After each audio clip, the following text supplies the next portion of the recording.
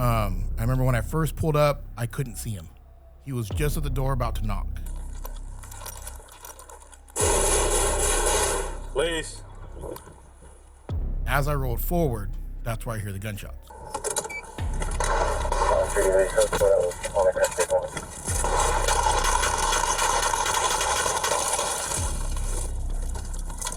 Shots fired, shots fired. Partner's down. I see Lowe step out, and I see Jimmy face down, and I see Lowe step out, and he's got his gun pointed out like he's going to execute him. And my instant thought was, bar, and I punched out and I put rounds down on him. Well, I'm stoked you're here. I'm not gonna lie, I'm really excited to do this. So yeah, I'm happy. It's gonna be a lot of fun. Yeah. Well, I got a couple interesting stories to talk about Stockton. Okay. PD. So I'll have to share. So. Yeah, it's probably gonna blow your mind. So Well, it's Probably Can you not. share it real quick? Yeah. I want to hear it. Yeah. we're getting going. I'm interested So we now already started? more than anything. Yeah. Yeah. I'm already interested in this. Yeah. Yeah. All right, let's get going. All right. Everybody, welcome back to another episode of the Shots Fired podcast. Thank you very much for tuning in and watching. We have a very interesting guest here in studio with us today. My man, Pancho from the Stockton Police Department, who has a incredible story to share of your partner and friend, Officer Jimmy In, who was shot and killed in the line of duty on a call for service. Pancho, thanks for coming in, dude. Doing with this. You feeling a little bit relaxed? Yeah. Okay. Yeah. Thank you. You look really relaxed right now. Not tense at all. The apprehension, I already knocked half your shit over. Yeah, so when we got here, Pancho bumps into everything. He tore up Tactical Timmy. Yeah. We went to Starbucks just to try to get you to relax lost. a little bit before this. Yeah. Well, let's share that story of how that actually worked. It was a disaster. Yeah. So, all right. So, Pancho, which I love that name. That's a hard name, dude. Like, real quick, shout out to Machado for introducing us and connecting us. I work with your cousin. He's your cousin, right? Cousin. And he's speaking very highly of you and tells me your story. And I'm like, dude, we got to have him on. And he tells me your name's. He's referring to you as Pancho, and I thought that's a badass street name, dude. Like I thought that's your street name. And I'm like, hey, what's his first name? He's like, no, his first name is Pancho. Yeah. Anyways, that was random, but Yeah, that Funny was story is- that was not the Starbucks story. But so It Mark, was totally not the Starbucks story. Mark is a huge avid Starbucks fan. He used to work there. He's a certified barista, prior employee at Starbucks. So everywhere we go, we always have to go to Starbucks. Okay. Usually I don't ever get anything. I'm just not like super into it. And so today when we meet you there, Well, we weren't intentionally going to meet you there. Oh, yeah. We talked to you on the phone and we're like, hey, come to the studio and then meet us in the parking lot and Yeah. then we'll drive over there. Yeah, Yeah. I missed that part. I thought You missed that part. Me Yeah. in the parking lot of Starbucks. Yeah, so Yeah, you were sitting at Starbucks and we're waiting in the studio parking lot In 100-degree weather. for like 17 minutes, and then finally we We're figured sweating. out. Yeah. Yeah. We're like, dude, he just said he was getting off the freeway. Like, Mark's like, did he get lost? I'm like, should I call him? He's like, give it a little bit. And then you call me and you're like, is this the Starbucks we're supposed to be at? And I said, I'm like, Pancho, you clearly can't follow directions. No. So I've met you for 10 minutes and I'm gathering all these things. So Yeah, and it's continuing because it happened when we walked into Starbucks. That was pretty interesting. yeah, that was actually funny. The guy sitting next to us when we're introducing ourselves to each other, and he's staring at us, and I look over at him and I said, "Oh, we met online. This is the first time we're meeting in person." His eyes got He was real like, big on that "What?" one. Like, what? Yeah. What did I? That was pretty good. But yeah, so I never order anything. I even told Mark, I was like, I'm not even going to get anything. And I thought, I'll just get something. I get something small. So I order like my little Danish thing and She's and Danish. coffee. Yeah. A small coffee with cream and sugar. He orders his. He gets all his stuff. I don't get mine. They forgot my entire order. Yeah. So the one time I order anything from Starbucks, and they screwed yours up. They did. They heated my muffin, and I didn't want it heated, which I've never had it heated, and it was phenomenal. Yeah, So, he was complaining driving over. Yeah, I was like, they asked if I want to heat it. I was like, no, you don't have to heat it up. And then as we're driving over here, I was eating. I was like, this is a warm muffin. Like, this is amazing. Yeah. So I would highly recommend having a warmed muffin next I time. might have to try that. Yeah. Yeah. not a So that muffin was guy, our first interaction meeting you. So Yeah, we're going to do some welcome. icebreaker questions, but I mean, Perfect. this whole beginning intro has been an icebreaker with Yeah. you. And you brought your lovely wife who's here in studio Yeah. behind all the cameras, can't see us. So thank you for supporting Pancho in this. Yeah. We do want to say, and we want to give a huge shout out and thank you to the Stockton Police Department, your chief, for allowing you to come in and do this, share this story. It's never publicly been shared or talked about. This is the first time you've talked about the incident publicly. Yes. So that's a huge deal. And so we do want to thank them for allowing that. And we want to thank Safariland for sponsoring today's video. As you can see here, we got our awesome backpack that they sent us, holsters, and we want to talk about why gear is so important accompanied with training in the story you have to share later with training exactly the scenario you're involved in, why gear is so important, and that's why we trust and value our friend and sponsors over at Safariland. So go check them out and order yourself some. They have everything: duty belts, holsters, backpacks, range bags, Apparel, vests, tactical gear, you name body it. armor. Yep, you name it. Safariland has it. So go and check them out. All right. How long have you been a cop? Hired in 2012, so Okay. roughly 13 years. Nice. And whole time at Stockton, or did you lateral there? No, whole time at Stockton. So share, what was that like, dude, getting hot? Because Stockton's, for people that don't know, first of all, like give a little bit of layout of the city, how big it is, the department. It's a busy city. For being a police officer, yes, it's an extremely busy city. I think population-wise, it's just over 300,000. Huge gang population. I think 80-something documented gangs. So if you're going to be a cop there, it's Definitely busy. Yeah, you're going to get a lot of exposure to just about everything. And when I got hired in 2012, it was just after the bankruptcy. So, I mean, they've done a mass hiring since then, and it's just a revolving door of hiring over and over. But got hired on 2012, got really lucky, and got hired on and sent to the academy. So I got sent to like Foster City out in the Bay Area, College of San Mateo. Spent 6 months out there.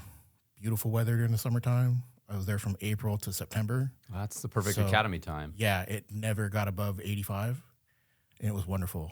Mike and I Machado and I actually lived together. Oh, really? Yeah, so he was at home taking care of my dogs, and then I would come home on the weekends most of the time. Wait, was it a living academy or is it just based on the distance from where you were? It was a living academy. They put us up at like an wow. extended stay. I thought CHP was the only one that had a living Yeah, I academy. didn't know Stockton They're was. doing that more and more. They got pretty positive results. I think now they have something going at Delta College. Wow. So I don't know if they do the live-in ones too much. I know here and there I hear about them, but I don't really know much about what, who they send to an academy or how they decide that. So. You don't pay attention to the academies? Not really. Just kidding. Yeah, I just No, of course not. Well, when Kyle and I went to the academy, you lived so far away that you guys actually got an apartment, you and Russ, and I went and visited and hung out and studied once because I was like, I'm going to get robbed here. Like, I was so scared leaving. It's cheap rent. It was. I was getting paid $14 an hour when I was in the academy. Yeah. Which is better than nothing. That's shocking that there's other living academies actually kind of like that concept. Yeah, it's not like it was nice because all I had to do was just focus on going to the academy. And I hadn't been in school in over 10 years. And I remember my dad was a cop, my mom was a cop. So my dad sat me down and he's like, first thing he said was, I'm not going to help you. Like, you're going to do all this on your own. Thanks, Dad. Well, there's a method behind it. Like, Yeah, I respect that. I totally get it. he put 20-something years in at Stockton. Oh, and then no way. Yeah, and then 4 years down in Orange County at the SO. So he retired as a captain, and he just said, you're going to earn this on your own, like good or bad, like this is how you're going to do it. And then a couple other things he told me, but he says your hardest part is going to be school, going to school, like actually sitting in a classroom for 8 hours a day, book work. Like, you haven't done that in how long? Yeah. And I said, yeah. So, I mean, that was the hardest part for me. It is. How That is the old hardest were part you? of the academy. How old were you when you 31. Wow. Okay. Yeah, so I started late too. Dang, that's 11 years older than you. When I started, Yeah. Yeah, I started when I was 20. Or I was in the academy at 20. Yeah, I was 20 years old. So we had one guy, he was youngest one in the academy. He was 20 and he turned 21 halfway through the academy. And then our oldest guy was a vice principal or principal at some school out in San Jose. And he decided he was done with that and he became a cop. And I think he was in Daly City. They were putting him through. And then he went to San Jose last time I talked to him. Well, since we're talking about age, Mark is actually 62, so don't let him fool you. I'm a protected class. Clearly. So. No, just kidding. So did you know you obviously you didn't know you wanted to be a cop because you didn't go until you were 31 years old, but your family comes from being police officers. So stepdad's a cop, mom's a cop. Oh wow. Stepdad's cousin's a cop. They're all cops. Yeah. And I actually had no inkling whatsoever. I didn't want to be a cop at all. Really? If you asked when I was growing up until I was about 26, 27, if you asked if I want to be a cop, I said, hell no. Why is that? Just not, you don't want to follow in everyone's footsteps, or was there a reason behind it, or? I saw a different aspect of it. Well, yeah, your parents are cop. Yeah, so like, that's true. Yeah. And like my mom worked for DOJ and she was in B&E for a long time. Oh, nice. Or Bureau of Narcotic Enforcement. Yeah, So I was she gonna did say, tell people what that is. Yeah. She did a ton of undercover stuff. And so like she worked all sorts of odd hours. She would work weekends. She'd be gone. And so I was always that kid that like was getting rides everywhere. You know, my parents were in at Little League games a lot of times. Like that's not knocking them at all. Like she made it when they could, when she could. Yeah, it's tough, dude. But I just saw them away a lot. Like holidays, we typical, we do Christmas the week before, the week after, something like that. Yeah. So I didn't want to go that route. I actually started going to school to be a fireman. And then Pancho, the door is actually right there. Yeah. Hey, it was great having you on. So then I decided I didn't want to go to school anymore. I was actually working for the state. My buddy of mine opened up an MMA gym. He started making a name for himself. And I was like, well, I still want to compete. Like I wrestled for a long time. Still wanted to compete. So I started doing that. And then I was going to school at the same time. And I remember I was like, well, I don't want to go to school. I just kind of want to try and fight. And then that fell through. Like I couldn't get fights after a while. Or they don't have the amateur circuit they do now. You basically have, they called them smokers. So, hey, we're going to have a smoker at the gym this weekend. Whoever shows up, we'll pair you off if we can. And then you go after it and get smoked. I actually, the only one I had, I won. Oh, nice. But yeah, there were some times where you see guys get their noses broken or get knocked out. Sign me up. Yeah. But that was in late 2000s. Okay. And then Mike and I were living together. I was working with my best friend for the state, and I just got tired of being in a cubicle. I remember one day I looked at him, I was like, I'm going to join the Army or something because I can't deal with this anymore. Like, I was like, I'm going to go crazy doing this for the next 30-something years of my life. And he goes, apply with me to Stockton. I was like, nah, I don't want to be a cop. He goes, just apply, see what happens. And you can always say no. I made it through the background. He got failed out in the psych interview. Oh. Is this, we're talking about Machado? No, this was one of my your other buddy. Yeah, it was my best friend. I was like, ooh, let's hear it. No, for whatever reason, he made it all the way through and failed out to the psych. He applied to something like 20-something agencies, he said. Holy smokes. And it was always during budget. Like, he'd get that letter, hey, due to budget concerns, apply back in 18 months or apply back in a year. And I think he just was finally done. Do you ever become a cop? Him? No. Oh. Yeah, no, that's when you go, hey, buddy, I just don't think it's meant for you, man. Yeah, it's funny. Go be a he firefighter. Convinced you to do it. Yeah. And it didn't work out that way. So you picked Stockton because of him, not because of family? Yeah. I mean, plus I didn't have a degree.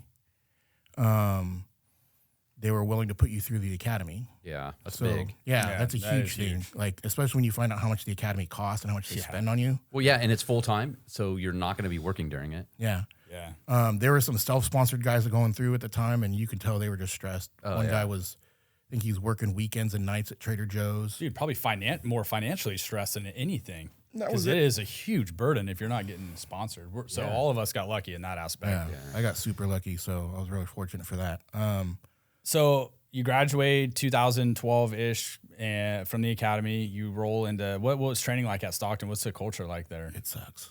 Yeah. Like back then, especially back then, like I'm not going to say it sucks. There's a method to the madness. Yeah, yeah. Like but it's very stress induced. Mm-hmm. And a lot of it is self-induced stress. Like, and I was very nervous going through because you're so afraid of just messing something up or getting in trouble. And not to get into the political stuff of it, but like what they tell you in the academy is not really how it was in FTO. Yeah, you think? Especially going to Stockton. So it was a different mentality going from a lot of the instructors were Bay Area agencies like Hillsboro, Foster City, I think other guy, Pacifica, So a lot of these guys come in, and they weren't. I'm not gonna say they weren't bad cops. They knew what they were talking about, but it's a different mentality of going from there and going to Stockton and seeing how things operate. Like, I remember my first day FTO, my first month FTO. We were in the car, and I said something to him. He says, "All right." He pulls the car over, and he says, "This is like my second day." He goes, "I'm going to tell you this right now, and then I'm never bringing it up again." He said, "He goes, your academy is to get you through day one of FTO." And he says, and then you learn how to be a cop. And I was just like, oh shit, oh okay. Yeah, I totally agree with that. Yeah, well, I think some of that has to do with like the areas that you work. Like I think of Northern California, I think Sacramento Police, Stockton, Oakland, those are like major cities, and there's smaller departments all around from the Bay Area up north that deal with the same type of environment. They're just small departments. But when you go to a big department like that, there's a culture where it's like, this is a violent environment. Like you're not going to get the Daly City, these other smaller departments that they need officers, but your interactions with the public is different. These larger agencies where you have suppressed areas, it's crime ridden. It's like you drive through and you need two or three patrol cars to drive down a street. Like a lot of the public doesn't realize that some of these major agencies in these locations, you have to have that strong mentality. And in the FTO program is very difficult. It's stress induced, but it's designed to be that way to get you through those situations, because your interactions at that department isn't the same as like a smaller, more well-to-do neighborhood where you don't have that interaction. Completely agree. That's one of the best things about Stockton. That's also one of the hardest things. Oh yeah. You don't have the option, I guess is the best word, to get complacent with anything, because that's when you get it bites you in the ass. Yeah. That's the experience you get. There's a ton of stuff. I remember it was my department, Sacramento, Oakland, and your guys, Stockton. It was always a competition. If it was SWAT competitions or fitness competitions, all of that. And a funny story, when I was going through SWAT school, Stockton, we call them the Stockton boys because they were tough dudes. I mean, they were young, but they were tough guys. And when we would have our lunch, it was an hour break, we would eat and sit and kind of hang out. And they were like, no, we have to work out. And they would go and run for an hour. And then they'd come back, be covered in sweat. And we were going through SWAT school in the summer. But the funny thing is they drove up in an Excursion, which is a massive vehicle. The big white one?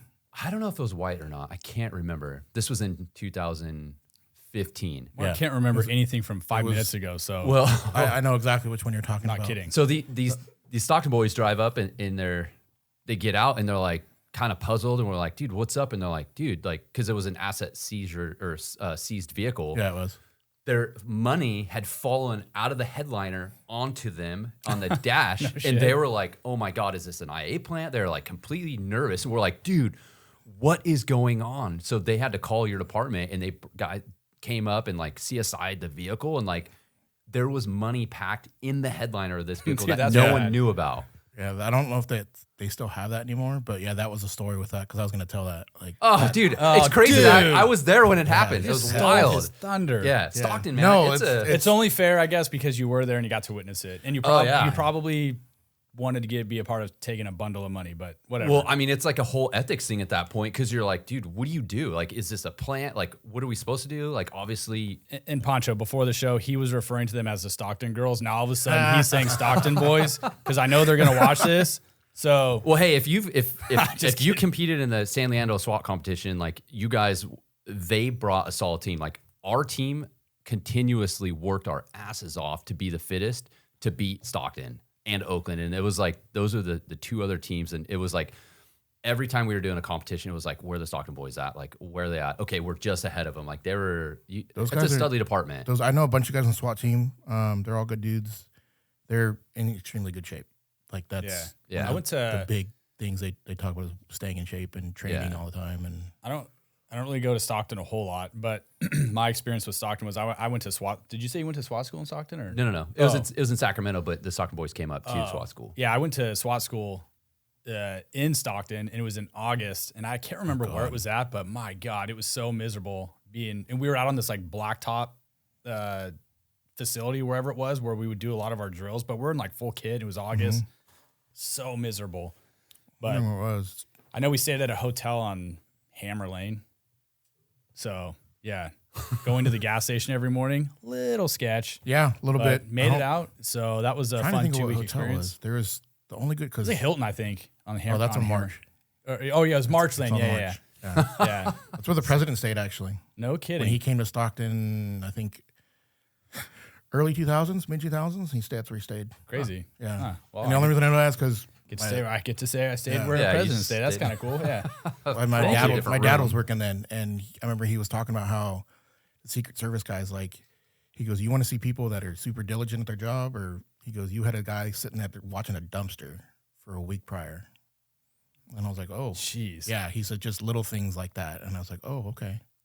Yeah, But- that's crazy. Actually, now that you say that, while I was in SWAT school, they had a dignitary protection class for some federal agents going on, and we were all kind of working in the same area. But anyways, that was kind of wasn't even that cool of a story. But No, it's cute. You try to talk yours was plot, way but- cool, but yeah, It's a different town. There's still good people there. Like she's from Stockton, my wife's from Stockton, her family's from Stockton. They still live there. There's a ton of good people there, and like you guys know, you deal with that very small percentage. Yeah, it's like any city or county. You have good areas and you have less desirable areas. You have great people coming out of the less desirable areas. Yeah. It's just you intermix everywhere. It's just as a cop, you're drawn to those areas where the crime is occurring constantly. yeah, it's just our job. That the is our job. yeah. Yeah. I mean, I don't know the stats now, but I think before I came back to work in September of last year, averaging between 11 and 1,400 calls for service a day.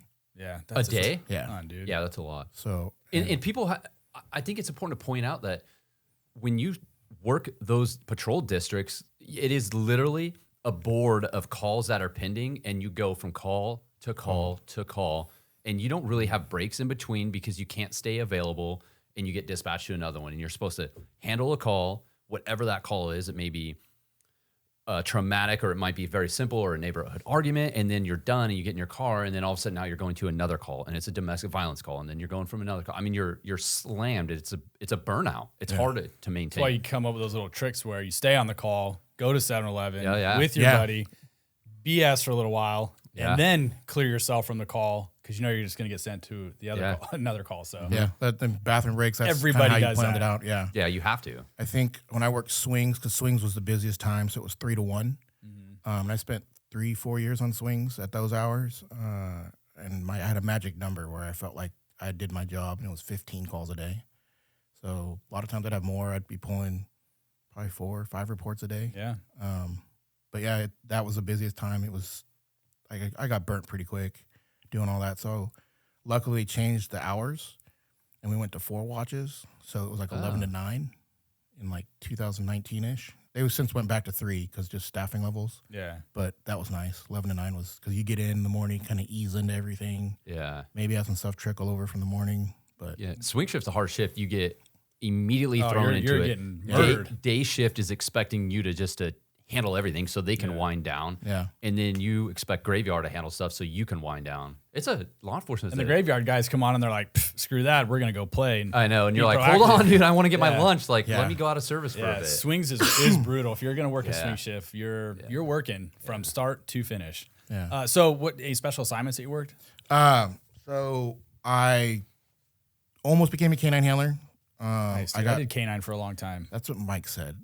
You say that like you're like disappointed by that. No, not at all. Okay. When I heard you were canine, I went, okay, I got good dude. Usually Like, canine guys do get no pun intended get dogged on quite a bit. Yeah. A little bit. You're Makes just bitter sense. because you got mauled by one. Well, he got bit too. Oh, you did? Yeah, I got bit in training. I was So it was a fairly green dog. No. Like he's shredded his arm. Yeah. let's we need to use the term shredded loosely when we're talking about being accidentally bit by a canine. There's no accidental in yours- what happened to him. I'll find photos on my phone and send them to you. And I got You got tore up? pretty good. All right, fine, you can use that. Mark always uses I it. had I think 9 staples in my arm. Oh, wow. Okay. That's good. And I What just, were you wearing? A sleeve or a just had a, suit? I had a sleeve. I kept it in my left arm.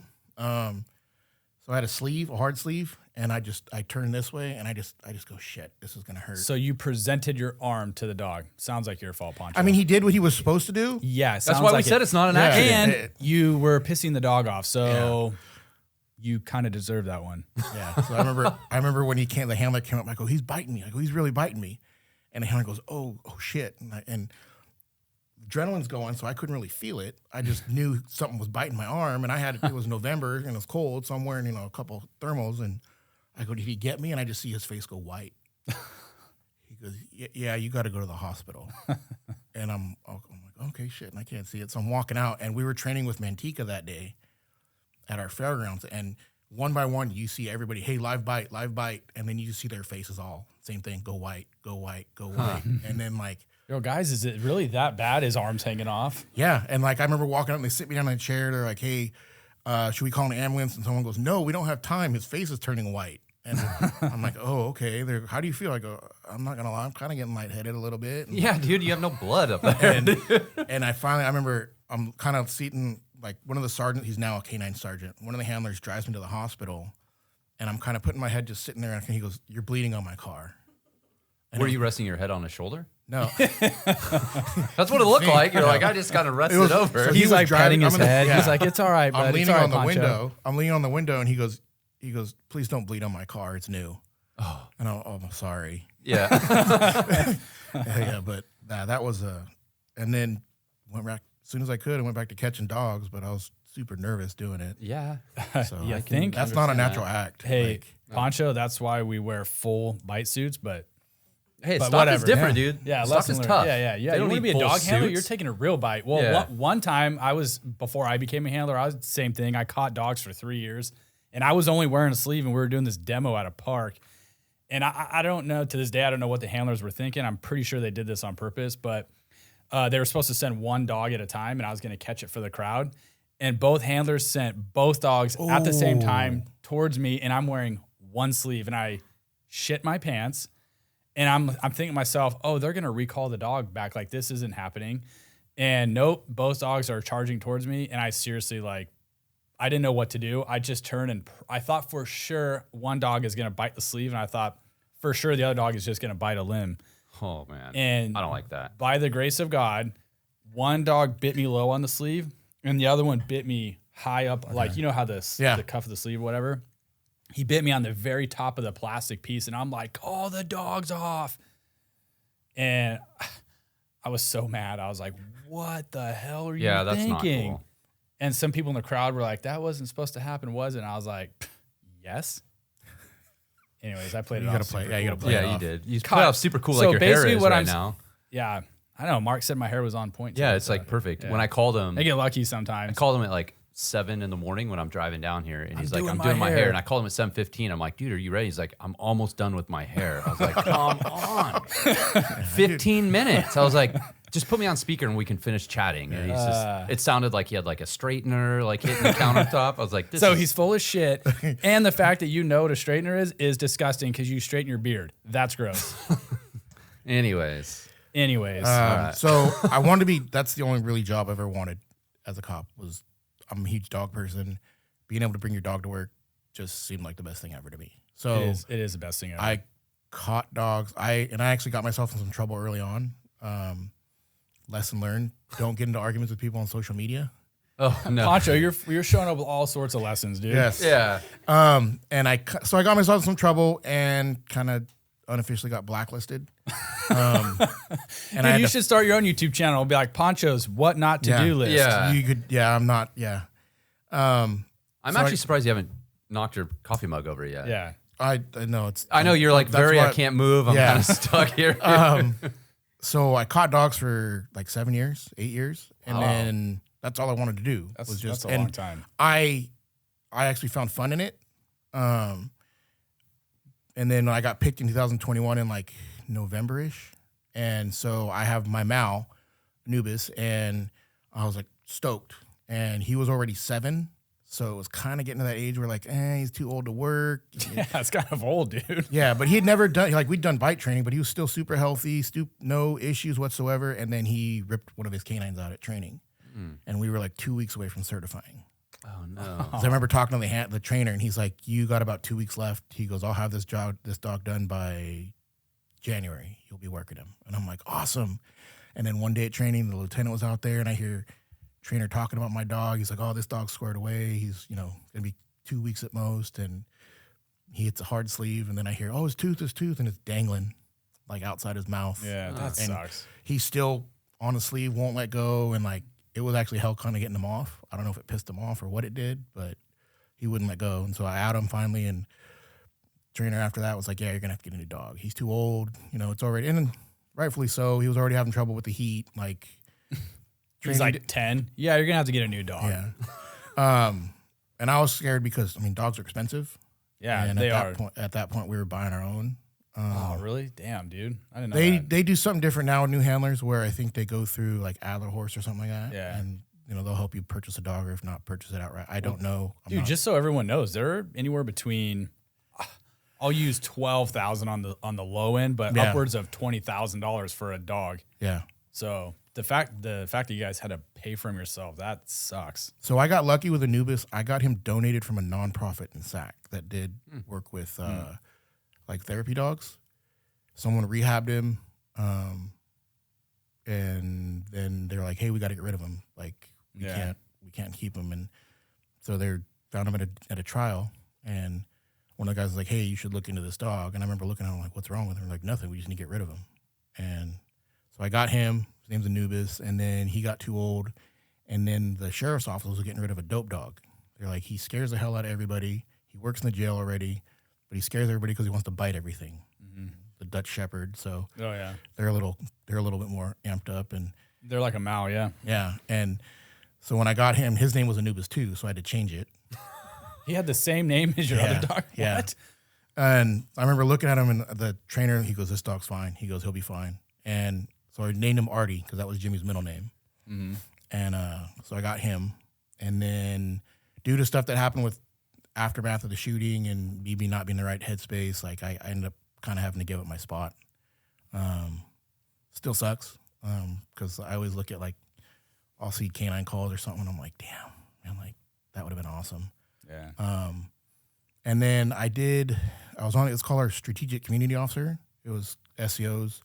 It was the focus is more like neighborhood blight stuff, like business. You have a business districts are assigned, so like transits that are hanging out, you go shoo them along, or like a pop officer. Yeah, I think when Mike described what he was doing, that sounded exactly a lot of homeless outreach stuff. Yeah. So you get pretty familiar with like mental health stuff. We did a lot of did all the homeless cleanups. Did a lot of sideshow stuff. So you get pretty good with violations in cars, loud exhaust, yeah, those are big deals down there. Yeah. You guys get huge sideshows. Yeah, I remember we were working our asses off, and we stopped probably 15 cars. Like it was pretty lucky how it happened because it was a frontage road, and there was only one way in and one way out. Oh. And so we blocked it, and there's like 15 cars just sitting there. And we just did stop after we had a ton of units come and pull everybody out, putting everybody in cuffs. I think they got 3 or 4 guns out of it. Wow. Nice. Yeah, so there was always guns getting pulled out of stuff like that. So yeah. And then I went back to patrol, and 2021 happened after that. So, well, let's talk about that day, but tell us about Jimmy in first. Tell us about him. Jimmy was you ever meet somebody and you're like, we're instantly friends. Like I specifically remember the day we met, or the day we became friends, like kind of became friends. I'm in roll call and I'm popping off in the back, and he's sitting a couple rows up in front. Because in Stockton, like the newer you are, the further the front you sit. And I remember I said something. I popped off a line from Coming to America, and he popped off the very next line. And so we looked at and I looked at him, and he kind of smiled, and he had that real like coy smile, like. Did we just become best literally, friends? that's what it was. Yeah, dude. Yeah, and so then that started. Step Brothers, Coming to America, like anything we could do to make jokes, we would do it. You guys went and did karate in the break room? Or? Yeah. We had a thing where we would try to scare each other or anybody else we could. Like we had a little group that we would try to scare each other. I remember one night his wife was walking out because she was a cop there at PD as well. She's walking out, and we're standing, and the way the door opened from the locker room, there was a space where you could hide. So she's walking out, and we're like giggling because we're like, yeah, we're gonna get her, and she walks in and she goes, "I can hear you idiots." As soon as she hit the door, and we're like, but just stuff like that. Like we would always joke around. We'd always text each other stupid stuff, even on days off.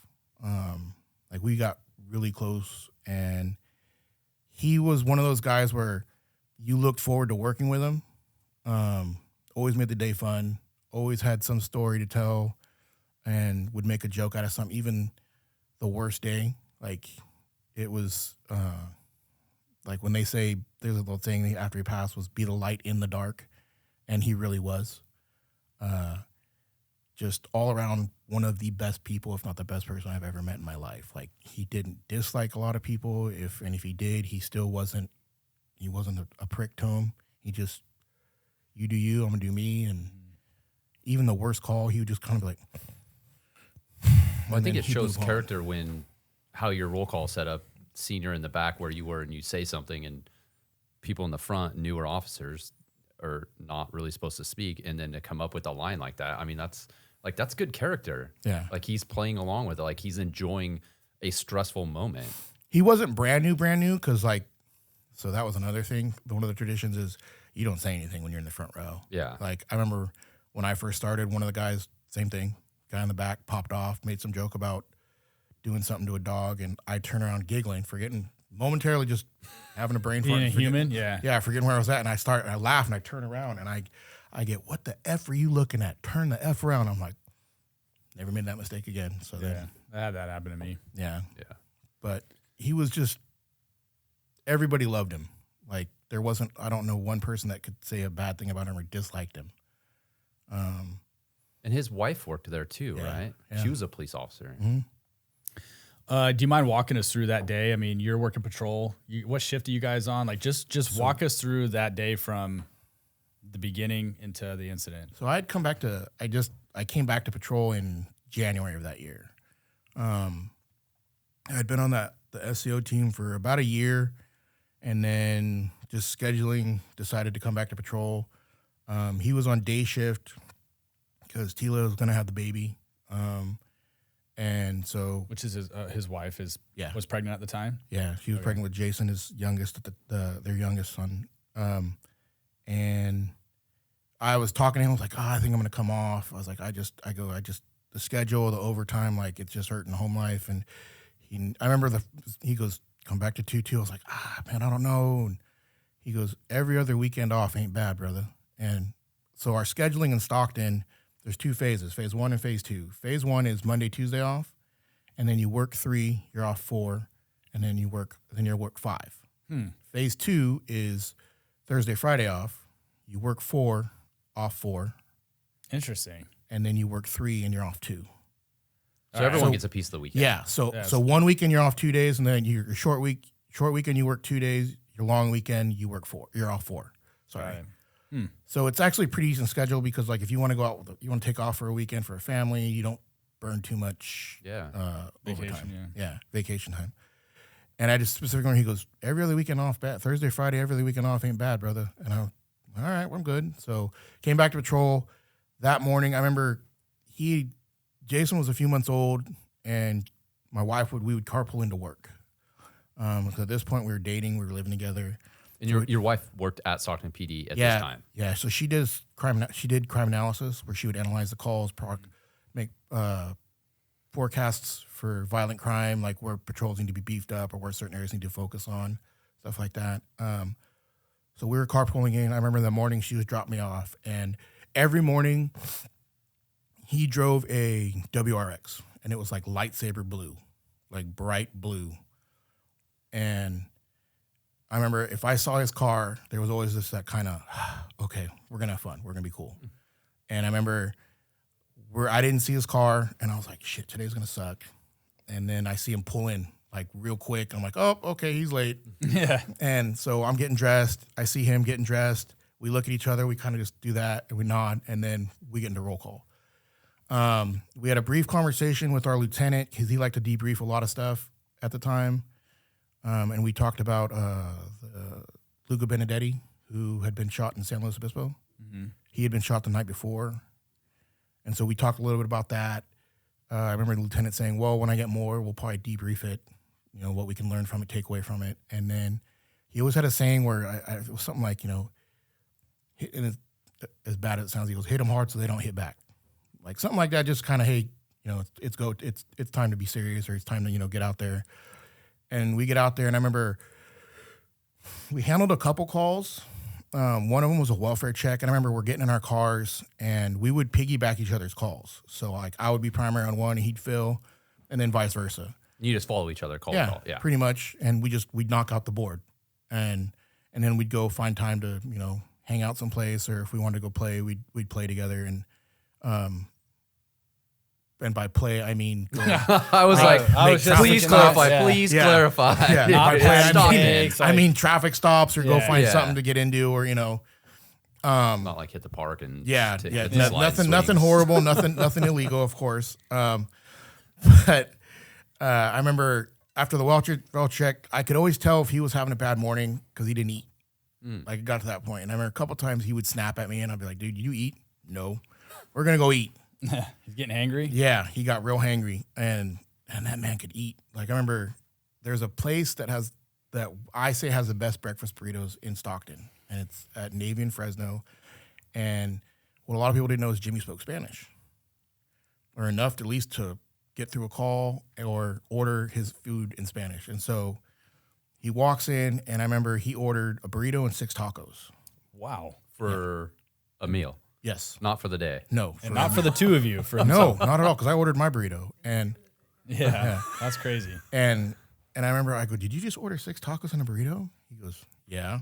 He goes, I'm hungry. I'm like, I was like, the guys on my team. I'm like, okay, cool, right? So then, and I remember by the time I ate my burrito, he was already burrito and 2 tacos deep.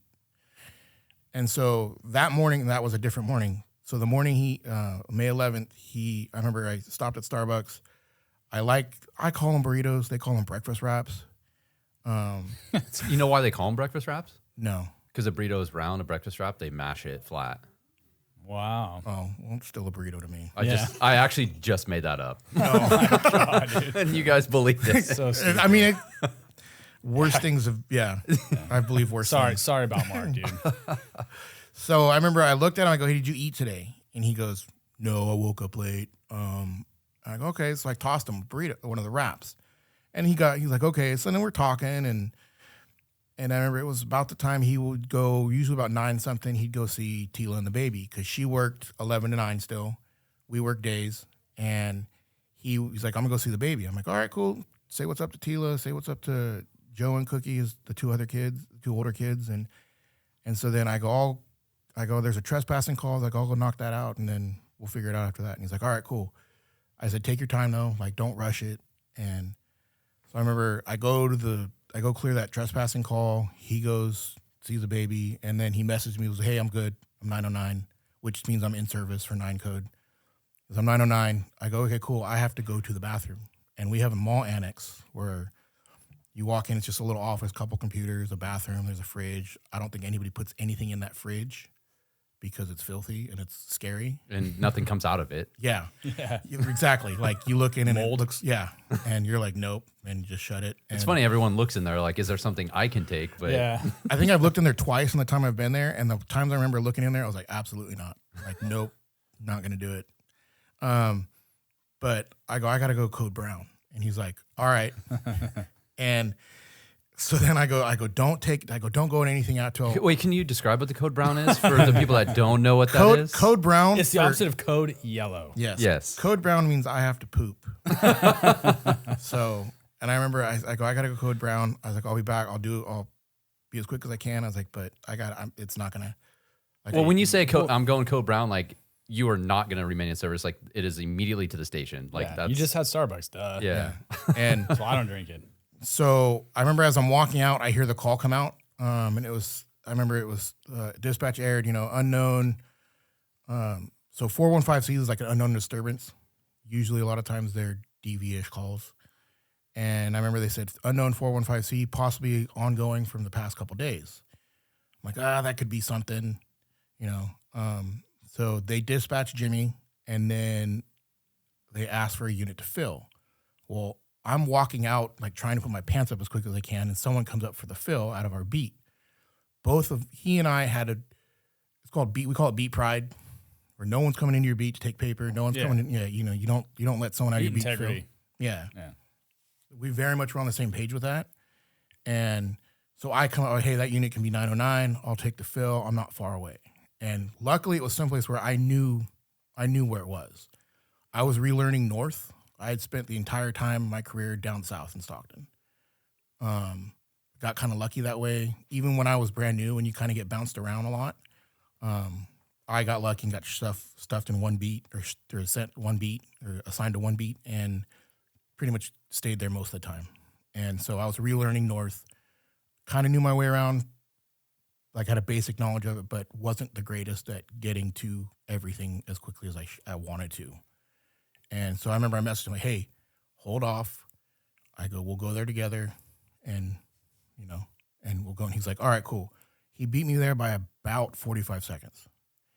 And I remember I look up where it's at. I'm like, cool. I know exactly where it's at. Don't need the map, nothing. And I know where I'm going. And I remember I hit my camera on because for like the last 3 weeks before that, I had problems with my camera turning on. And so I'm like, I'm holding the button down. I hear beep, beep. And so I go to the call. Well, then I see his car. I'm like, oh, okay. I remember when I first pulled up, I couldn't see him. He was just at the door about to knock. And he turned around and he looked at me. And we kind of gave each other the head nod. And I remember stopping and I'm like, I can't see shit. There are 2 cars blocking my view. Can't see. If anything pops off, I can't see nothing. I can't do nothing. Excuse me. So I rolled forward. And as I rolled forward, that's where I hear the gunshots. And I remember, like, if you hear my body cam footage, you hear me, I think, say, fuck, like loud, like, oh, like, where's that coming from? Because I just hear 2 shots. I've been around guns enough at this point to know what's a firework and what's not a firework. And so I start looking. I look out my driver's side window or the driver's side door because it's open at this point, and I'm looking because it's those duplexes where it's a unit up top, and then it's 2 units on the side, and then the front door in the middle. So if you're looking at it, there's the middle door, the middle front door, and there's the 2 side units that have upstairs units, and then there's usually one in the back. So it's like a 4-plex. Yeah. And they have those crappy security doors where you can't see in them, but they can see out. Yeah. They're like in every city. Yeah. We have them. Yeah. And so I'm looking, and I'm looking, thinking someone shot down from a window or something, because that's the area we're not the most popular in. And I'll get more into that later about what happened or their attitude there, the attitude there towards us. So I'm looking and I'm like, okay, where did these come from? And I see I see Lowe step out, and I see Jimmy face down, and I see Lowe step out, and he's got his gun pointed out like he's going to execute him. And my instant thought was, fuck you are. And so luckily seatbelt came off real quick. I got my gun out and I punched out and I put rounds down on him.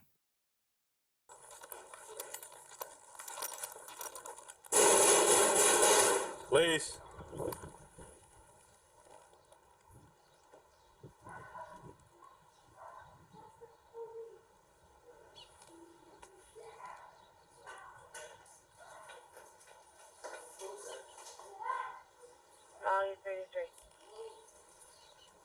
Hey, police. Hello.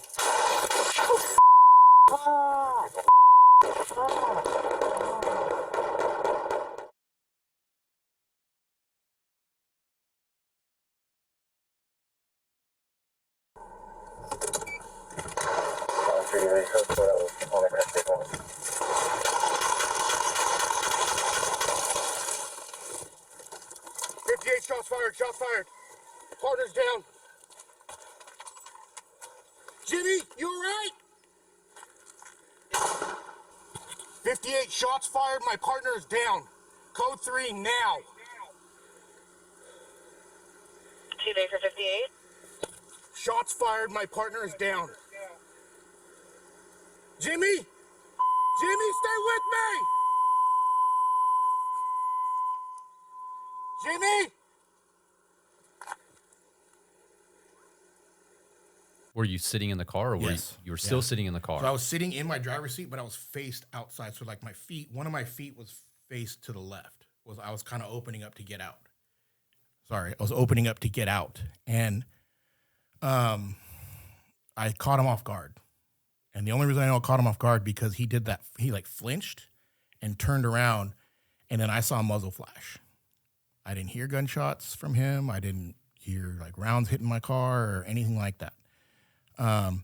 He ended up going back inside, and then so I get out of my car. I get on the radio, get out of my car.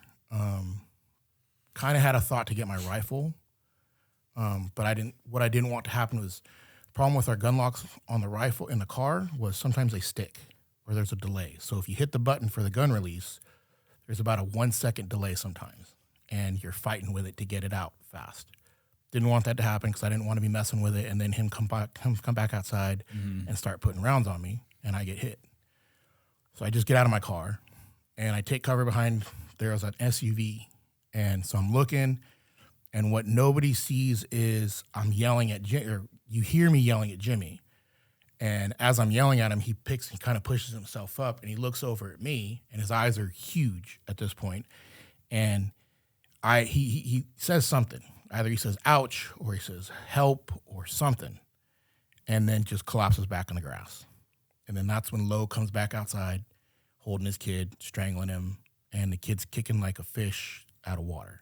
Like, I can tell he's legitimately strangling this kid. And then he's daring me to shoot him.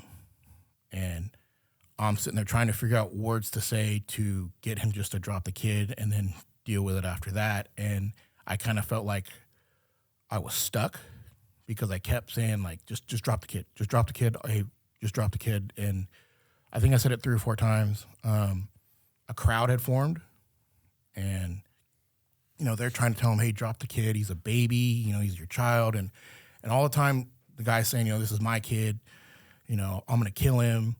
You know, I want you to shoot me. And I'm trying to tell him, like, no, man, this we'll figure it out. Like, don't just drop the kid. We'll do something else. Like, and then some guy with giant balls just comes out of nowhere and lights him up with one of the best tackles I've ever seen. I mean, hit him so hard, like knocked the kid a few feet away.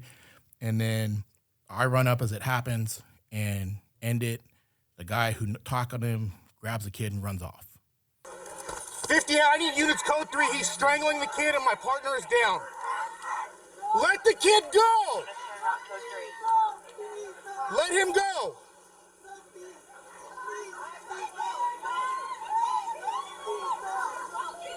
Let him go! Let go of the kid! Hey, Fern, we're on the corner.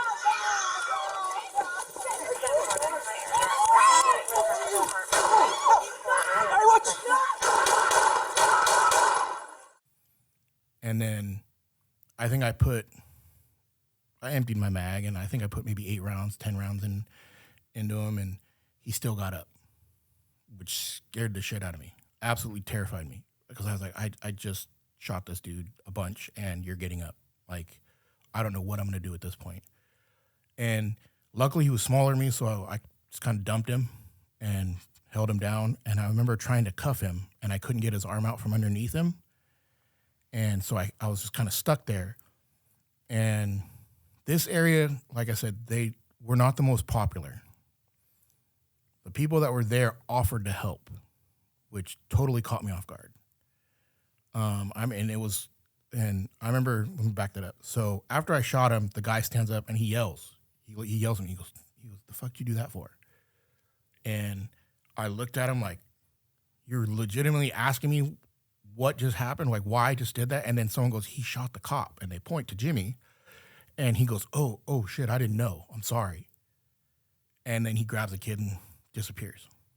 And so that's when I'm holding the guy down still. And they start, hey, do you want us to help him? I go, yeah. I said, get his vest off, see where he's shot. And so we have our vests. They're not the Safari ones we have now. They were, I think, some different company, and they were crap. But they had Velcro, like you took them off with Velcro. I go, oh, you got a Velcro that pull the Velcro off the sides, and then it just pulls off. And so I'm telling him how to do it, and they get his vest off. Well, then at that point, I think my sergeant showed up, and then another unit showed up, my buddy Casey and a trainee. And then they went to work on Jimmy. And I remember yelling at, because Casey, so he's in the military, That's really all I can say. He's in the military. He's got very extensive experience with combat deployments and stuff like that. And I knew he was working, and he's one of those guys where, like, if he shows up, he's going to know what to do, and he's going to know how to help me. And so he shows up, first thing he was really good friends with Jimmy too. They worked out before the shift every morning. So he shows up with his trainee, and I'm screaming at him. I go, help me cuff him. And he goes, okay. So he comes over, we cuff low. And by this time, I yelled at somebody to go get their first aid kit. And then we walked over and we start trying to do CPR on Jimmy. And then medics are starting to show up, and we cut his clothes off. They cut his shirt off and figured out he had one wound here. One round went right above the collarbone, or right at the collarbone, and then one kind of down by his hip on his right side. Excuse me. The one at the collarbone, I think they told me is the one that did it. Like, it hit the collarbone and then went down and basically split his heart open. Supposedly, like, everybody's told me that he died just about instantly. Like, he could have been shot on the operating room table and still, probably wouldn't have made it. But what they don't see was Jimmy picking himself up and looking over at me. And so, like, even the smallest chance was to save him. I'm like, that's still a chance. And that's how I see it. And I don't know if I necessarily blame myself, but, like, I look at it as a loss, as a failure. Like, everything else that happened afterwards happened. Lowe wasn't able to kill his kid. He wasn't able to hurt anybody else. Yeah, I understand that. And I appreciate that sentiment when people tell me that. But, like, at the end of the day, one of my best friends didn't come home. And so that's how I see it. I see it as a loss, as probably my biggest failure ever. And so, like, I've tried to look at lessons I have, lessons to take from that to make it, kind of soften the blow, I guess. But afterwards, yeah, so right after that happened, everybody starts showing up because it's literally all hands on deck. And I remember talking to a guy he promoted after that, one of my sergeants who was one of the OGs on when I first came on. And we have a really close, good relationship now. I remember he was talking to me about it, and he goes, we heard that, and we were out the door. And he was a gang detective. He goes, we were out the door. He goes, I was driving with my white knuckles. He goes, I remember at one point, the guy that jumped in the car with him, hey, bro, like, slow down. We got to get there. And he, like, but yeah, everybody starts showing up. And then I remember getting scared because I'm telling my sergeant, hey, there's a kid. Where's the kid? And we couldn't find him. Well, the guy that tackled him, they walked the kid over to, like, where his house was across the street. He comes walking back over, and I see the kid, and I go, Sarge, I said, here's the kid. And then they had gotten Jimmy in the ambulance by that time. And I remember I got into a shoving match with the officers because they were trying to herd me back to the car to go to our detective's building because you can't be there and all that stuff. And I remember pushing them and shoving them, like, fucking get off me, dude. I'm getting in the ambulance. And I remember I start to pull myself up in the ambulance, and the officer that was in there goes, absolutely fucking not. And he pushes me out and, like, hits me in the chest. And I remember being pissed. And then shuts the door. And then they're like, that's when they start pulling me away, and they're pulling me in the car, and they're like, hey, do you have holes in you? And I'm like, no, I'm good. And then they took me to the detective's building, and I remember sitting there, and I got to see my wife for a little bit. Hopefully nobody gets in trouble for that, but because you're not supposed to. Like, I walked in, gave her a hug, and I just remember saying, like, we got to pray for Jimmy. Like, I'm not a religious guy, but, just whatever you can find to bring strength at that moment. And I remember just sitting there, and they're telling us, oh, you can't use your phone, you can't call people, you can't. And at that point, I was like, the hell I am. Like, you're not going to tell me what I'm not going to do right now. And I just remember being so amped up and texting everybody because my phone's blowing up. And I wasn't answering them, but I was texting a buddy who, he's like, I'm going to the hospital. And I go, okay. And I said, you got to give me updates. Because at that point, I was asking sergeants, I was asking anybody who would walk in our room, do you have an update? What's going on? Oh, they're working on him.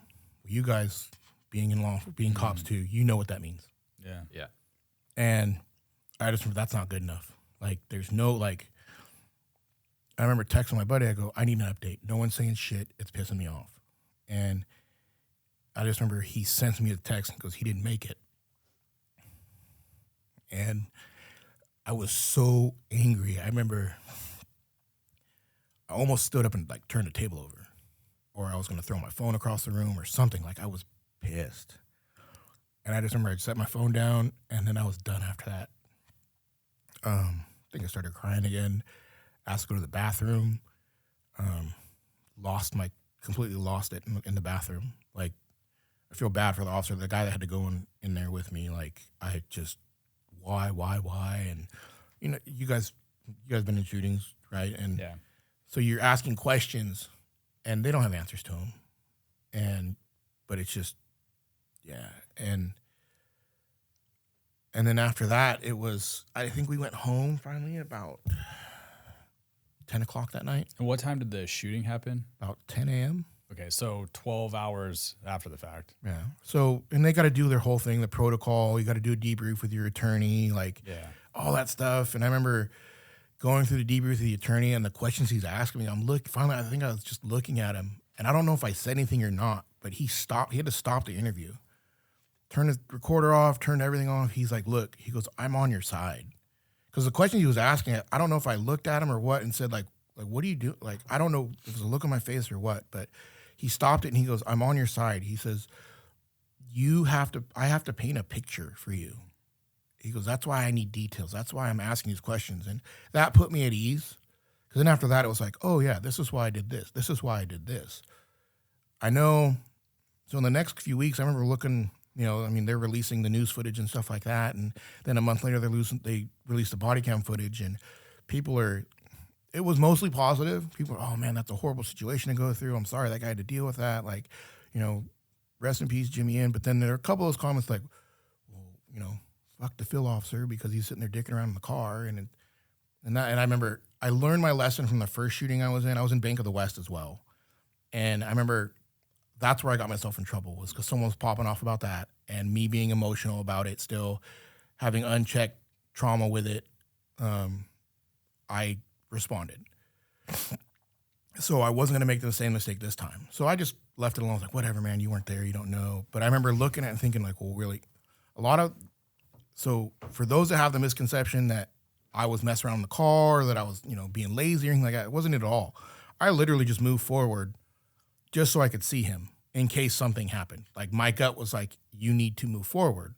I've become a big believer in trust your gut, especially in police work.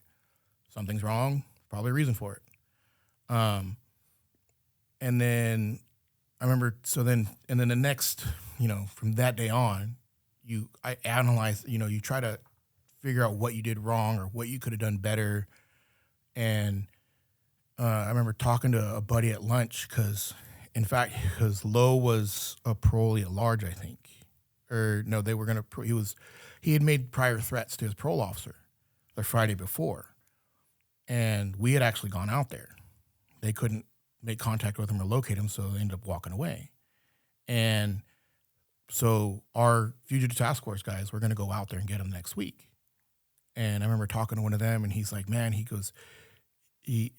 said something like, oh, you're taking my thunder. And so, and I remember I'm just sitting there and kind of moping, and he wasn't being mean about it. He was just trying to make me laugh, like, and just kind of, he's very lighthearted. We're very close, actually. He was just, I remember he was saying, I said, I should have been up at the door with him. But the way the door works was it's a very long pathway up to the door. Yeah. So there's where Jimmy was, where you can cant off at the door, but you can either stand behind him or you can stand way back at the corner. Like, there's not a lot of place to stay in. We know enough to where you're not going to stand in front of a door. You don't ever do that. And I remember thinking, well, what if I should have been up there with him? I should have been out of the car faster. And they're like, no, like, then you'd have 2 dead officers. And that's a very real possibility. Like, he could have got the drop on both of us. Yeah. Well, it's an ambush. I mean, we've played the body cam footage for the viewers while we're talking about this, but I don't think that changes a whole lot, because the guy answers the door and immediately starts shooting. I mean, even like putting yourself up there at the door, I see maybe you being able to engage at a closer distance than where you were at your car. But either way, I think sometimes when you're talking about an ambush situation, dude, there's not a whole lot anybody can do. There wasn't. And like I had gone as far as like, well, what if I could have got to my rifle? And because when he came out and he was holding his kid, I'm trying to figure out how I'm going to end this. Like, I can't just go off all willy-nilly and start popping rounds down on him because I'm going to shoot this kid. And then I'm just going to be completely crucified by everyone. I could be right policy-wise. You can still, get crucified by the media and by citizens, and like they'll hate you. And, none of us want to hurt a kid. It's a kid. And so I'm trying to figure out how to open. So I started trying to figure out a plan. I'm like, okay, the minute he turns to the side, if he turns to the side, I'm going to have to shoot him. And it's going to have to be a headshot. Nothing else was really open. And so just as he started turning, because I remember a woman, everything slowed way down. That was another thing too, even more so than with Bank of the West. And I remember I'm sitting there and I'm talking to the guy, but then out of my peripherals, I see the crowd to my left, and I see people coming out of their houses on the doors to my right. Like one guy poked his head around the corner to see what's going on, and then saw it and ran back inside. And then a woman, pretty sure she was crying, seemed like she was on the phone with dispatch, and she walks out the door or opens it up. And I remember seeing and kind of doing one of those and looking to my right, and I figure, and that's when he started to turn. So I was like, okay, this is where, and then that's when the guy ran up and tackled him. Because a lot of comments were, oh, I would have shot him. I would have pulled off the headshot or anything like that. I honestly didn't think I could do it with the kid kicking.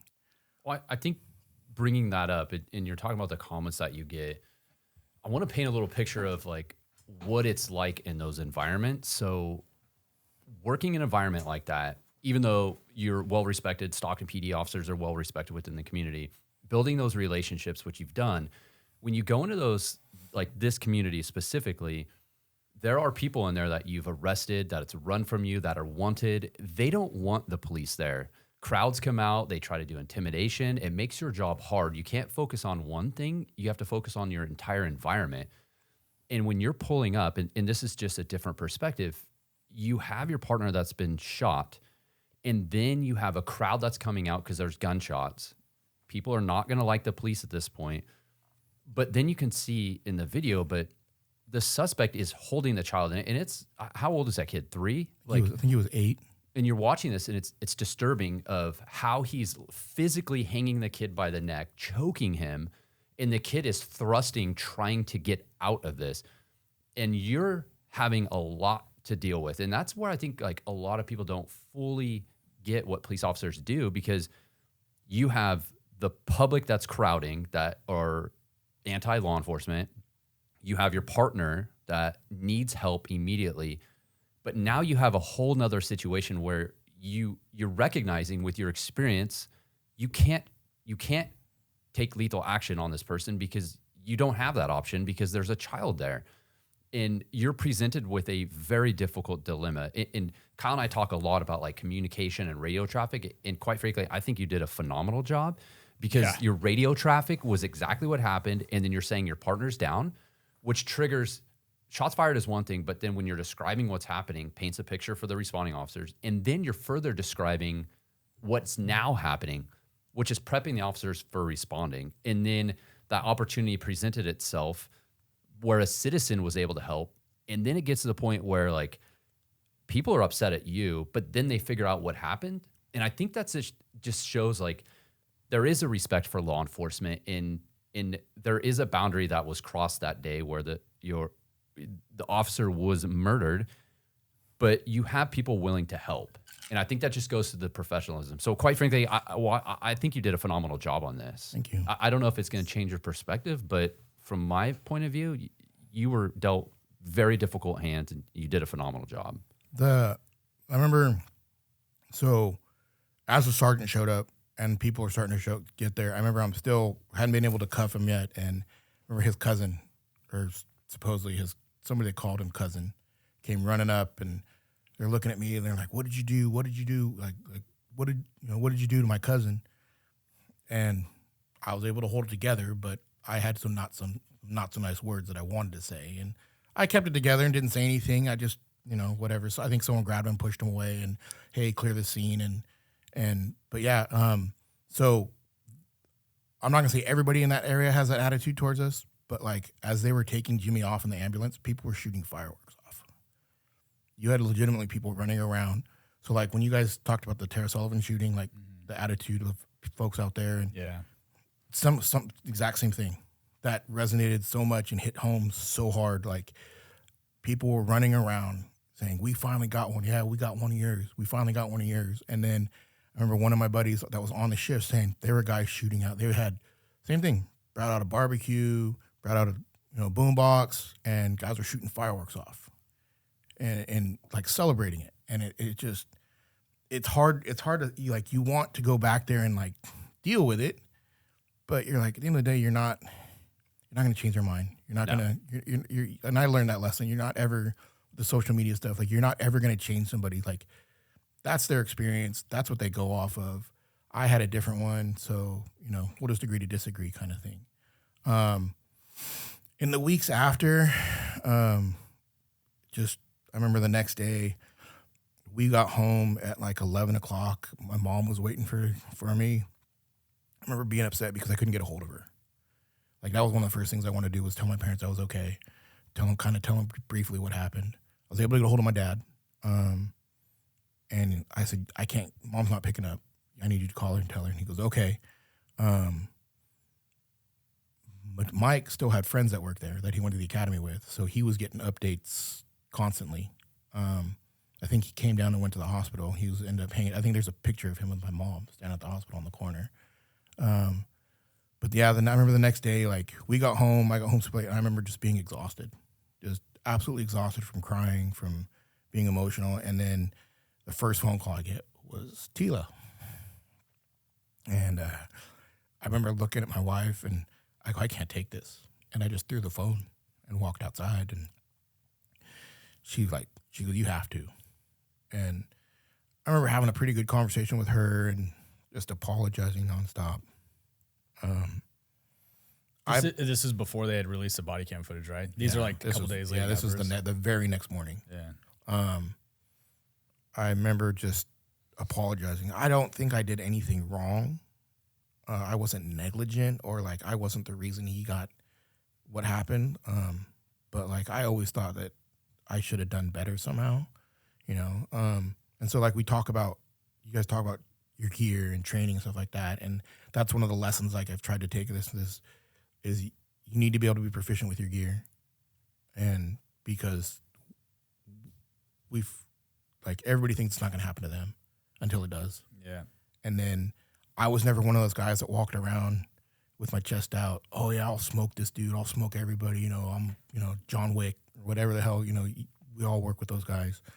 I just always hoped that I would react appropriately and that everybody would go home. And because he didn't come home that day, like that. So like, I still look at it like that. And I appreciate the sentiment. Thank you very much for saying I did a phenomenal job. Like, I truly appreciate that. And I appreciate everybody ever, who said that. But at the same time, like, I still look at it like that. Like, I'm one of those people who's very critical of myself, and I've always been like that. And, but like, I talk about lessons taken away from it. And so far, some of them, train with your gear, be proficient with your gear. You got to train. You got to be comfortable shooting.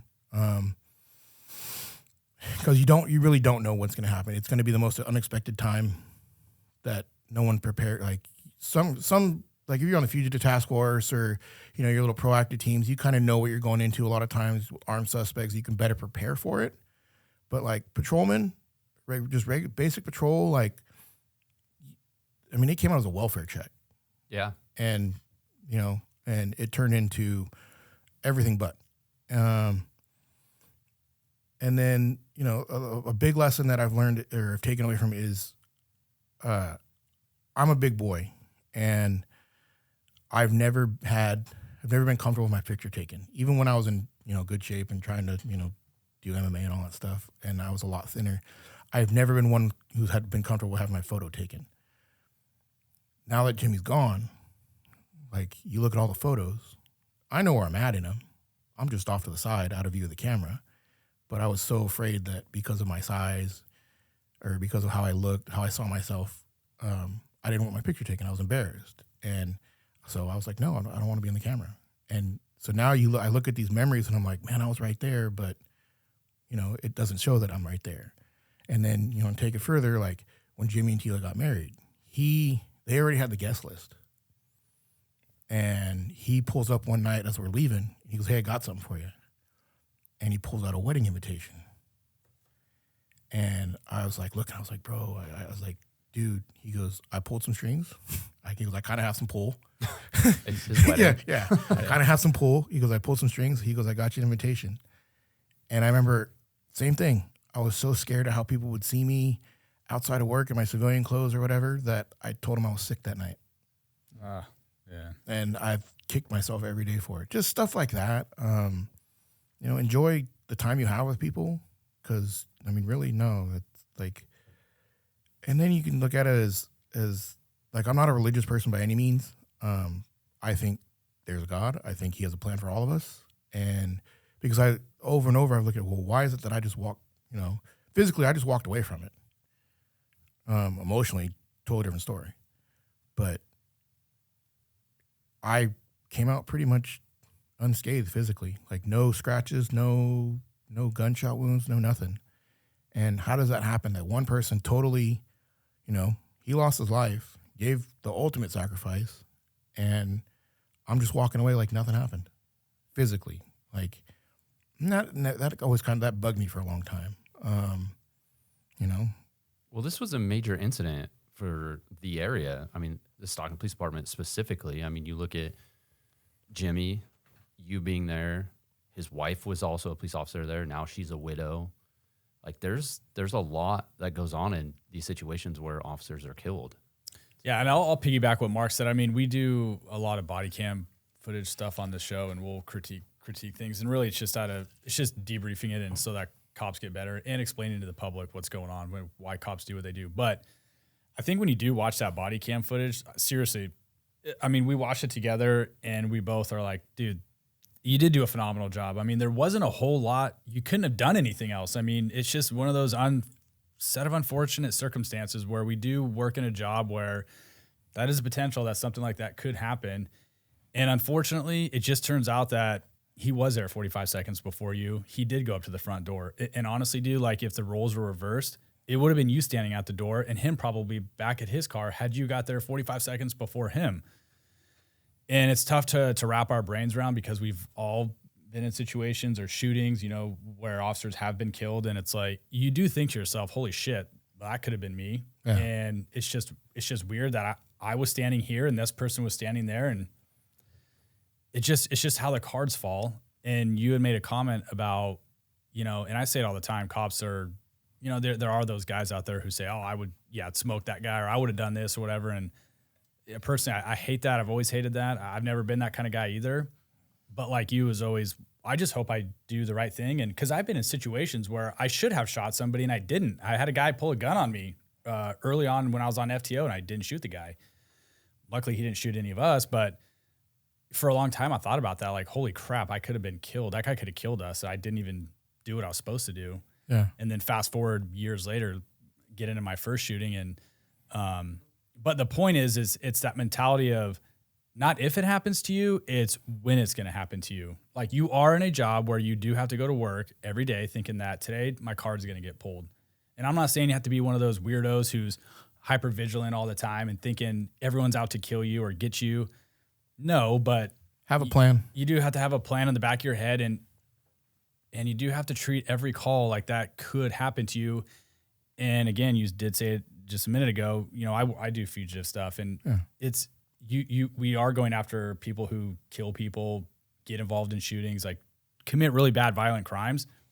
But it's different when you have 5 guys jumping out of freaking F-150s with rifles and helmets, and you're taking these people by surprise because for the most part, it's on your terms when you're going to take these people down, versus a patrol guy who you have no idea what your call you're going to. You went to a welfare check And then it turns into that. Mark's shooting was a stale verbal freaking DV, like neighbor argument. Guy got punched in the face and the call pended for hours. And then he goes and next thing you know, he's in a shooting.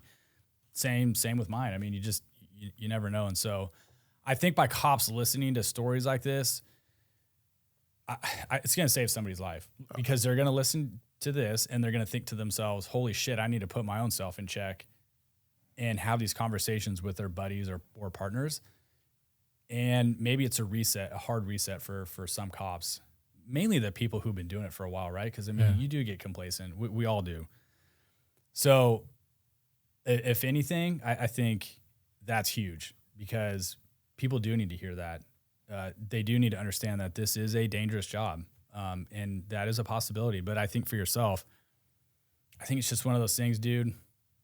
Quite frankly, it could have been you. Yeah. I think if you were there first, I think that would have been you. Yeah. So, but I think you did a phenomenal job. Your radio traffic was, Mark said it, spot on. Thanks. I mean, dude, given the fucking circumstance or cards you were dealt with on that, there's a lot going on. Plus, you can't even, like you said, in the body cam, you can't even see all the people surrounding you. That sucks. I remember people ask, like, well, what was going through your head at that time? And like I said, everything slowed down. And after so when I went through Bank of the West, that's where, like, everything goes blank. I don't hear anything. I remember going through, and so we went through depositions for, like, the next 5 years on that. Yeah. I remember being at one of them, and one of the guys that was giving his deposition that day says, oh, I was 10 feet from Paunch. He goes, and I was shooting my shotgun. I looked at him crazy, like, you serious? Like, I didn't hear a damn thing. I've had the same experience. Yeah, and so this time it wasn't like that. Like, I heard everything, saw everything. It just slowed way down. And I remember thinking several things. One being like, okay, my car's getting punched today. I ain't going home. And then two, I've never been more scared or felt more helpless in my entire life. Like, everything, like you said, everything that's going on. And it's just one of those things where you're like, I don't want to be here. I don't want to be dealing with this, but I can't run away. And you didn't. And I want to point that out. And I'm not going to. Like, I wasn't going to, like, by any means. Some people would. Some people do. And they have. And you did not. And that's, I guess, after Bank of the West, I had to make my peace with a lot of stuff. And it was, okay, there could be a time where my car gets punched. Like, I don't come home. This is going to sound bad, but you can go down swinging, or you can go down crying. And I'm not going to go down crying. I'm not going to beg for anything. Like, I'm going to fight my way out. I'm going to fight as much as I possibly can. And so I just remember thinking, like, this sucks. Like, how do I end this so I can help him?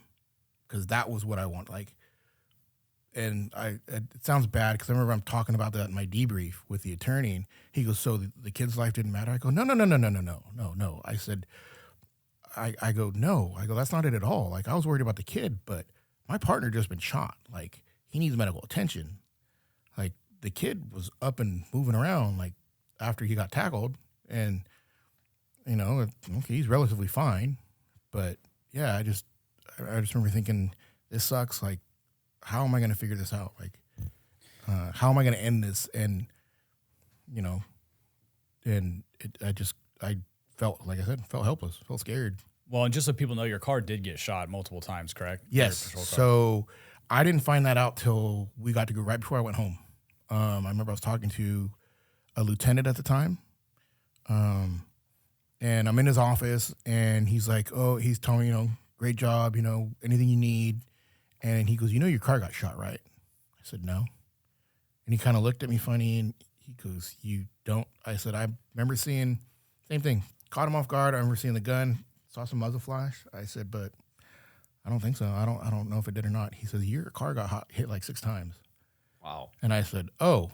And the one that stuck out the most, and I mean, it went back a lot. It went like alongside, like, so it ran from like the front quarter panel back towards the rear of the car. The one that stuck out the most was when I kicked the door open initially and I started shooting, the door came back. And there was one that went right through the B pillar. Yeah, that's crazy. And so it probably would have got me in like the throat or the upper chest or probably the face. Like, And I just remember looking at that, and I was like, shit, like that's talking about like divine intervention kind of stuff. Like, Yeah, that's wild. yeah. Yeah, I mean, that's important to point out that your car did get shot multiple times. I mean, and you were at your car while you guys were having this gunfight. What did he do with the gun when he went running back inside and got his kid? Did he leave the gun inside, or where was it? I later found out that and it was just through the media. Like I've asked questions and no one's really ever wanted to. I think it's just people are afraid to tell me about it or talk to me about it because it was a very sensitive thing for a long time, and it did wreck me for a while. Like anything about it, I would start crying. I'd have a bad week, and so people were I think hopefully they're not as hesitant now to have conversations. But I didn't find that out till much later. I think they released something in the media, and it was a picture of the gun, I think like on a jacket or something, and it's slide lock back, and I think it was empty. But when he came out holding the kid, that was one of the questions the attorney asked me was, well, did you know he was armed? I said, no, absolutely not. I said, I could see, he didn't have a shirt on, but it's easy to tuck it into a waistband. It's easy to tuck it behind you in the waistband. And that was my feeling was if I rush him, because he asked that too. He goes, why didn't you run up and do something about him strangling a kid? I said, I wanted to. I said, but my gut was that I was going to get popped in the forehead with something. Like the minute I got close, he's going to do this. Yeah. And and then it's just going to go real bad for everybody. So I couldn't do that. And I didn't know. And then, later on you find out you didn't have the gun. And so then the aftermath of that, my head starts thinking, okay, am I going to get charged? With all the current political stuff, like, is someone going to see this as that? And then and so the whole time I'm sitting there waiting for waiting to get that notice. Hey, you're being charged with, shooting an unarmed person, blah, blah, blah. Because there were some comments like that, like, that cop executed him, blah, blah, blah. And then people would fire back, and never once was it me. Mm-hmm. But I wondered about that until I got my clearance letter, until I got the DA. Actually, we had a new DA. The one we had beforehand was not so PD friendly. The one we have now, he's great. I remember he reached out and he's like, "You're going to be getting your letter." He goes, "Just wanted to make this was a priority when I came into office," and told me, he goes, "You're clear." Well, that's really cool that he did that, because usually when you get a clearance letter from the DA's office for your shooting, I had a piece of mail sitting on my desk. I didn't even know what it was. It was from the district attorney's office, and I opened it, and it was, I guess I'm being cleared for this justified homicide. For Bank of the West, it was my clearance letter was, like I said, it was 5 years later, and it was an email, and it was a scanned PDF of the clearance letter. Yeah, I don't like that. I think people don't understand what people, we're human too. And just because we had to do something like that, you're still being investigated for a homicide. Yeah. That's pretty terrifying. So I know you had the same experience when you. Yeah, mine ended up on my keyboard in my desk. I had no idea what it was. I was like, oh, thanks. Yeah, and that's like one of the things going through all this. Like one of the biggest things that I've been very vocal about is just talk to. Like I'm still trying to be the same person I was the day before the shooting. Like you can talk to me. Like you can say, "Hey, dirtbag. Hey, scumbag. Hey, hey, dipshit." Can we call you Jorge? Go right ahead. I've been called worse by my own mother. Whatever, Kyle. Oh, I guess we shared that off. I can't remember if that was off camera, but yeah. I think it was. Yeah. Mark thought your name was Jorge, and I'm like, it's Pancho. Yeah. I have no. Sorry. Right. I'm not good at names. I've been called worse. So Mark had a stroke a long time ago. He blames it on that. He's got a bad memory. We've all heard it. Yeah. Yeah. I think you coming in today, sharing this story it takes a lot, because this has never been told. I think this is something beneficial for your entire department, because there's a lot of people that respond to these that it affects. You're directly affected. The officers that were there that witnessed it were affected. His wife, who was an officer, is affected. So I just want to point out that there's a lot of other people that respond to these situations, and after that moment still may have trauma or have to deal with it. And I do want to highlight that there are the family members, the wives, the spouses, the husbands that also have to manage this. For you, your wife is here today, so thank you for coming in and supporting, because no public knows that you don't just clock out and go home. your wife is there now, and then your relationship changes, and there's a lot of support. Jimmy's wife, who's an officer, where is the support? Like, there's a lot. CSI that comes out, they have to take that home. So this affects a lot of people. So thank you for coming in, being vulnerable, talking about this incident. You did a phenomenal job. It highlights the importance of why training is so important, having the mental mindset. We talk about that in our training classes. Like, it's very important. And we want to thank your chief, Stockton Police Department, for granting this opportunity for us to take this opportunity on our platform to share it. So thank you for coming in today, and thank you for not breaking everything in here when you first Thank came you for having me. I'm glad I didn't break everything. Yeah. But yeah, you brought up a good point. Like, I remember years later, our evidence tech, she had to photograph me, and we had actually become good friends. Like, she would always show up at Jimmy's house to, at barbecues and stuff like that, and she's got kids, and I think that's another thing is they don't, like, no one realizes, like, they have to go into the same shit we do, and they're not armed. A lot of them don't have vests. Like, and I remember the look on her face, because I'm sitting there crying, because I literally just found out Jimmy passed, and she comes to photograph me. Because I think I asked, I was like, can I wash the blood off? Because I had dude's blood on me and all over my clothes, my pants, and I go, can I get cleaned up? Because, like, I'm bloody here. And so they're like, oh, let's get him photographed. So they bring her in, and I'm just sitting there, and I'm almost sobbing. And I look at her, and she almost loses it, and she's able to hold it. And I remember years later, I asked her, I was like, I'm sorry you had to do that. Like, 'cause you're right. It doesn't affect you. We had another buddy who, he resigned. He was the guy that rode in the ambulance with Jimmy to the hospital. It hit him so hard that he resigned a couple years later, like a year later, a little while after. Yeah. He's now he's an electrician now. We still keep in touch. He's much happier, but yeah, it affects a ton of people. And my wife, I'm probably the main reason I'm still here standing, because she's a rock star. Yes, a lot of dark days, and she kept it together. So I think your message, one thing I learned about doing the Dan Chip episode with the Tara O'Sullivan shooting was all the people that reached out after listening to his story that had all these unanswered questions about how he felt. And I know there's a lot of people that are going to listen to this who are thinking the same thing about you, because you had just said it earlier that people were afraid to talk to you. They didn't know how to treat you. Yeah. I think listening to this and you just telling them that it's okay to do that, I think that's healing for people that were hurting and just never told you, or they just didn't know how to treat you. Yeah. And even for community members, we had community members in Sacramento reach out to us and thank Dan and us for doing that episode, because it affects the community too. Yeah. And there's a lot of unanswered questions that they don't know, but they'll remember that incident forever. I mean, you don't forget something like that. And so I remember when it happened. I remember where I was when it happened and finding out, oh shit, a cop in Stockton was shot and killed. Like, I remember all of it. Yeah, I was working that day too. And I remember, well, we know you were working. Pancho, you were there that day. No, you're talking about Tara Sullivan shooting. Okay. Sorry, should have clarified. So one of the so my buddy Mark, he was a FTO, and his trainee actually went to the academy with Tara. Oh, wow.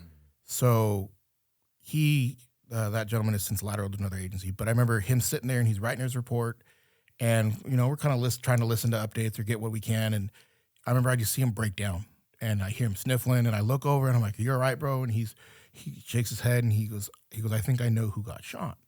I went to the academy with her." And I know more than it. Like, I understood. I was like, the significance of it. I said, you need to go talk to your TO, tell him what's up, and see if you can go to UC Davis. Because he said, oh, she's at UC Davis Med Center. And I go, and he kind of looks at me like, well, I got to finish my report. I go, fuck. I said, I think I even said, fuck your report. Yeah. Yeah. I go, that's cool of you. I go, go talk to your TO and see what he'll do to help you out to get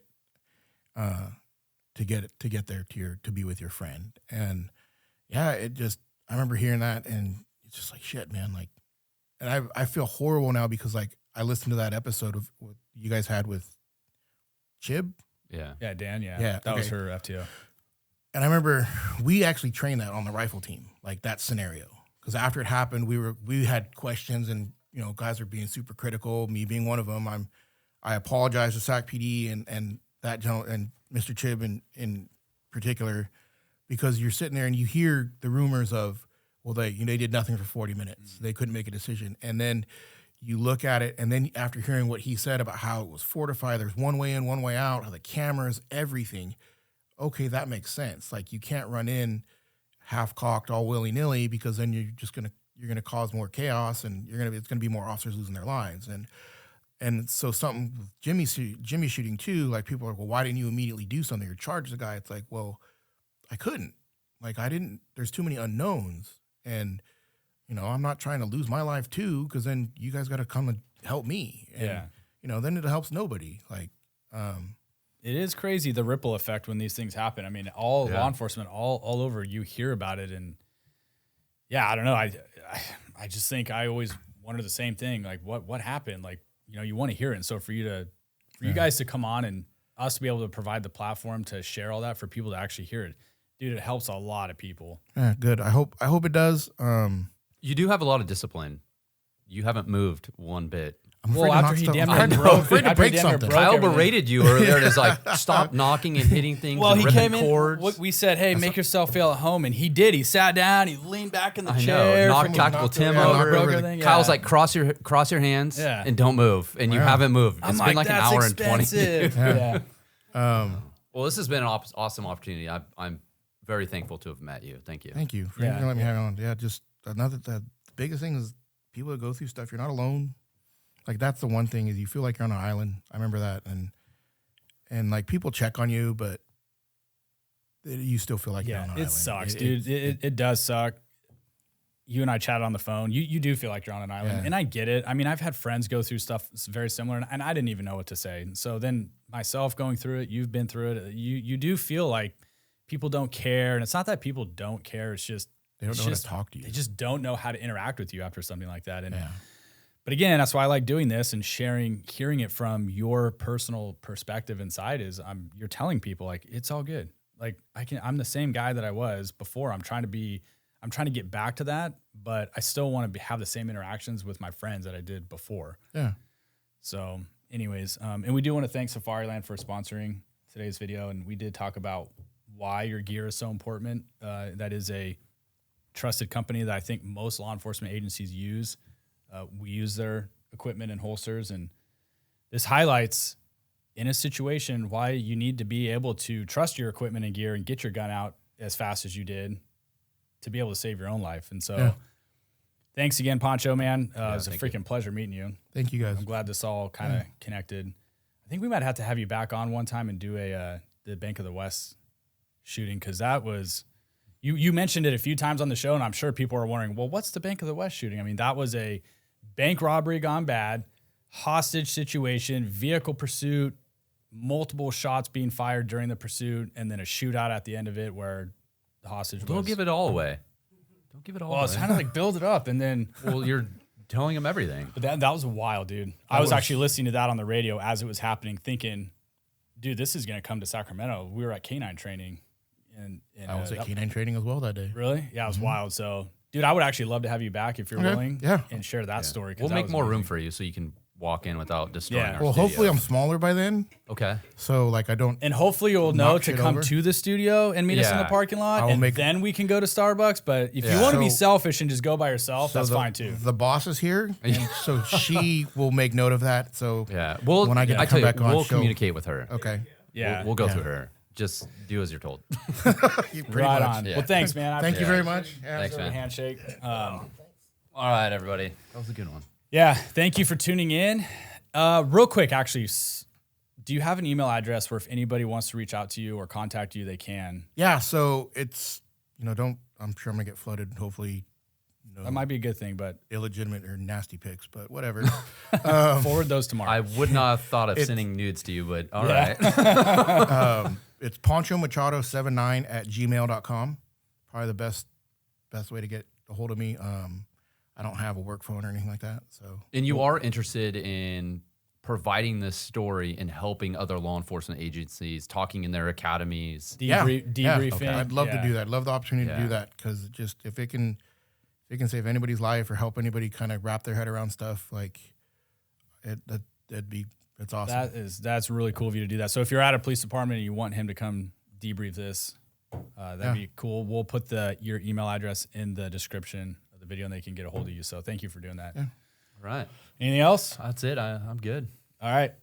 Anything from the honorary guest in the background? Thank you for being here. Yeah. All right. that is it. We'll see you guys on the next video. Stay safe and be smart.